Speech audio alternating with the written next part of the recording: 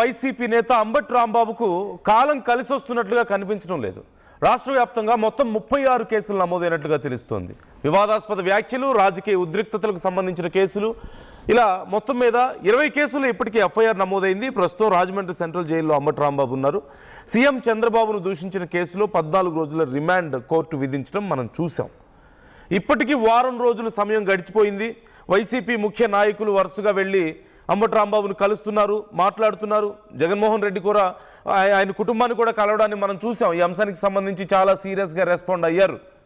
కాపు పులి అంటూ జగన్ అంబటిని ప్రస్తావించడాన్ని కూడా మనం చూసాం. సో మొత్తం కేసుల సంఖ్య 36గా ఉన్నట్లుగా తెలుస్తుంది. 36 కేసులు నమోదైనట్లుగా తెలుస్తుంది రాష్ట్ర వ్యాప్తంగా వివిధ ప్రాంతాల్లో. వీటిలో ఇప్పటికీ 20 కేసుల్లో ఎఫ్ఐఆర్ నమోదైంది. సో ఈ కేసులను బట్టి చూస్తే అసలు అంబటిని ఆ సమయంలో అరెస్టు చేసే సమయానికి 2 చోట్ల కేసు నమోదైనప్పటికీ కూడా ఉద్రిక్త పరిస్థితుల నుంచి కాపాడడానికి మేము అదుపులోకి తీసుకున్నామని ఒక టైంలో చెప్పారు. తర్వాత అరెస్ట్ చేసామని చెప్పారు. ఆ తర్వాత 2 కేసులు ఉన్నాయని చెప్పారు.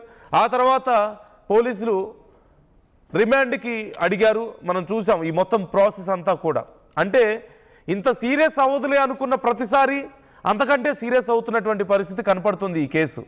సో ఇప్పుడున్నటువంటి పరిస్థితుల్లో మరి 36 కేసులు మొత్తం నమోదైనట్లుగా తెలుస్తుంది.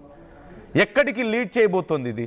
ఎన్ని రోజుల పాటు అంబటి లోపల ఉండే అవకాశం ఉంది? ఇప్పటికే వైసీపీ నాయకులను కొంతమందిని చూసాం మనం. 70 రోజులు 80 రోజుల పాటు జైల్లో ఉండొచ్చిన పరిస్థితి కనిపించింది.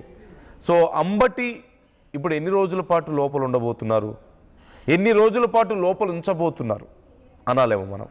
సో మీ అభిప్రాయాలు ఏంటి? వరుసగా నమోదవుతున్నటువంటి కేసులు, ఎఫ్ఐఆర్లు చూస్తుంటే అంబటి కొన్ని నెలల పాటు లోపల ఉండే అవకాశాలు కనిపిస్తుందా? మరోవైపు వైసీపీ నుంచి లీగల్ ప్రొసీడింగ్స్ ఇప్పటికే మనం చూస్తున్నాం. ఫ్యామిలీ నుంచి కూడా లీగల్ ప్రొసీడింగ్స్ కనిపిస్తున్నాయి.